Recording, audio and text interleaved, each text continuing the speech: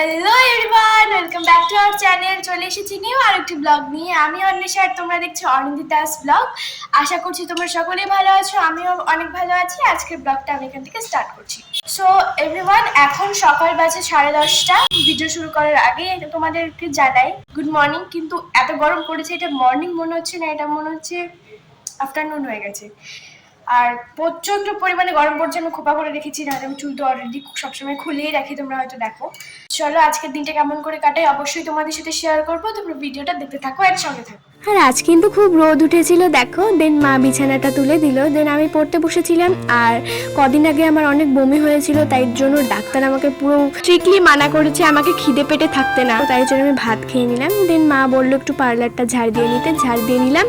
দেন উপরে ছাদে এসে গাছগুলোকে দেখে খুবই কষ্ট লাগছিল, জল দেওয়া হয় তাও কষ্ট লাগছিল এই রোদের জন্য।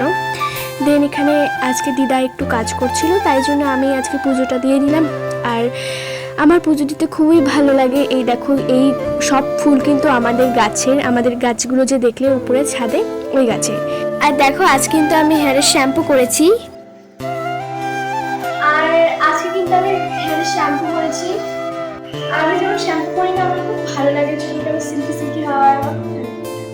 আর আমি কিন্তু সপ্তাহে 2 দিন শ্যাম্পু করি, 2 দিন করি। কোনো সময় যদি ড্যান্ড্রাফ বেশি হয়ে যায় তাহলে 3 বার করার চেষ্টা করি। আর যত শ্যাম্পু করবে তোমার চুল কিন্তু তত ভালো থাকবে, তত গ্রো করবে, চুল বড় হবে। আর এই কয় মাসে কিন্তু আমার চুলটা প্রায় অনেকটাই বড় হয়েছে, তোমরা ভিডিও দেখলেই বুঝতে পারবে।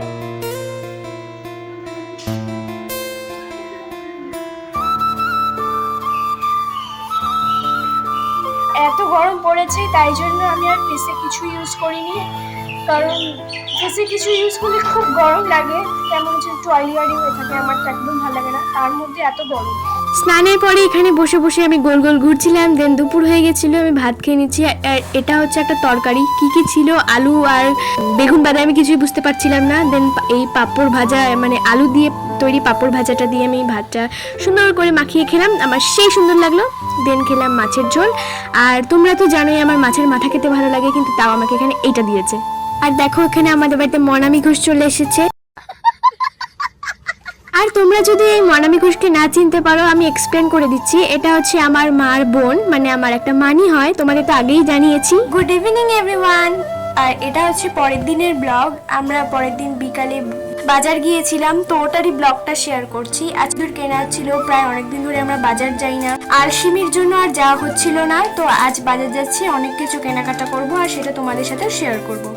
এখানে দিদা কিনে নিচ্ছিল দিদার জন্য কয়টা নাইটি, কারণ দিদা অনেকদিন ধরে বাজারে আসে না, আমরাই আর কি নিয়ে যাই, তো দিদার সেগুলো পছন্দ হয় না, সেই জন্য আমরা দিদাকে নিয়ে এসেছি যাতে দিদা নিজের পছন্দ মতো কিনে নিতে পারে। আর এখন যেহেতু খুবই গরম পড়ে গেছে, তো তাই জন্য আমাদের স্কুল সকাল 6টা থেকে শুরু হয় এবং 12টার মধ্যে শেষ হয়ে যায়।